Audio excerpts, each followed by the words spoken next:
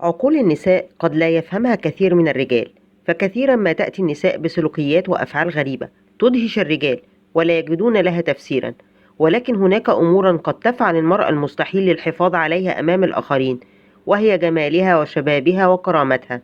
ولأن الملكات دائما تحاط بالأضواء، فقد رصد التاريخ عادات وسلوكيات غريبة لأشهر ملكات العالم ليحافظن على جمالهن وشبابهن أمام الجميع.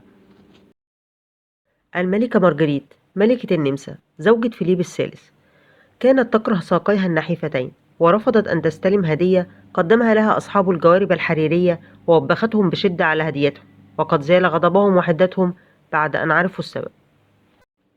كليوباترا ملكة مصر في العصور القديمة كان ليها عادة غريبة جدا عشان تفتح شهيتها للأكل. كانت بتجيب قطعة من الشمام وبتخلطها مع الثوم وتاكلها. ميري أوجست الدوقة الألمانية كان لها عادة من أغرب العادات، حيث كانت لا تستقبل ضيوفها في غرفة الجلوس، بل كانت لها مراسم أخرى تستقبل بها الضيوف الرسميين، فقد كانوا يجلسون معها أثناء جلوسها داخل حوض الاستحمام. ويظل سبب هذه العادة الغريبة مجهول حتى الآن. الملكة فاندين ملكة بلجيكا حرصا على جمالها أمرت بسجن مصفف الشعر لمدة 3 أعوام، حتى لا يعلم أحد أن الشعر الأبيض قد ملأ رأسها.